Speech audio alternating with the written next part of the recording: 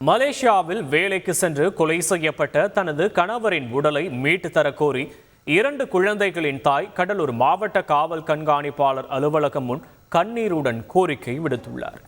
கடலூர் மாவட்டம் ராணிப்பேட்டையைச் சேர்ந்த பிரபாகரன் நெய்வேலியைச் சேர்ந்த ஒருவர் மூலமாக கடந்த ஆண்டு மார்ச் மாதம் மலேசியாவிற்கு வேலைக்கு சென்றுள்ளார்.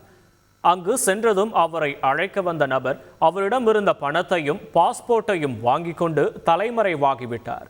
அங்கிருந்தவர்கள் உதவியுடன் கூலி வேலை செய்து வந்த பிரபாகரன் விரைவில் ஊருக்கு வருவதாக கூறியிருந்த நிலையில் கடந்த ஞாயிற்றுக்கிழமை இறந்துவிட்டதாக மனைவி ரஞ்சிதாவிற்கு தகவல் வந்துள்ளது. இது பற்றி விசாரித்த போது கடன் கொடுத்தவர்கள் திருப்பி கேட்டபோது பிரபாகரன் பணத்தை தராததால் அவரை கொலை செய்து விட்டதாக அங்கிருந்தவர்கள் தெரிவித்தனர். இதையடுத்து பிரபாகரனின் உடலை மீட்டு வர கோரி கடலூர் மாவட்ட ஆட்சியர் அலுவலகத்திலும் காவல்துறை கண்காணிப்பாளர் அலுவலகத்திலும் 4 நாட்களாக ரஞ்சிதா புகார் கொடுத்து வருகிறார்.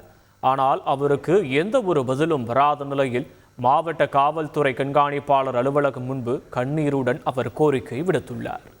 அவர் 8000 ஒரு வாரம் வேலை செஞ்சு காசு வாங்கியிருக்காரு. கூட இருக்க ஒரு ரூம் இல்லை, அதை வாங்க கேட்டிருக்கானுங்க, இவர் தரல. அதனால 2 காலையும் உடைச்சி மண்டே அடிச்சு உடச்ச உடனே உயிர் போயிடுச்சான். தூக்கிட்டு போயிட்டு ரோட்ல வரமா நைட்டே போட்டானுங்கன்னு தகவல். வேணா 1.5 லட்சம் பணம் கொடுங்க, நான் வேணா பாடியை ஏதாவது பொருளில் வச்சு அனுப்பி விட்டு வர்றோம் நாங்க. ஐயா அதோட நேற்று கலெக்டர் ஆஃபீஸ் 3 நாளா நாய் மாதிரி ஸ்டேஷனு கலெக்டர் ஆஃபீஸ் அலையிறேன்.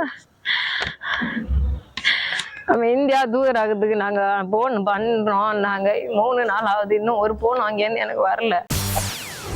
செய்திகளை உடனுக்குடன் தெரிந்து கொள்ள உடனே சப்ஸ்கிரைப் பண்ணுங்க.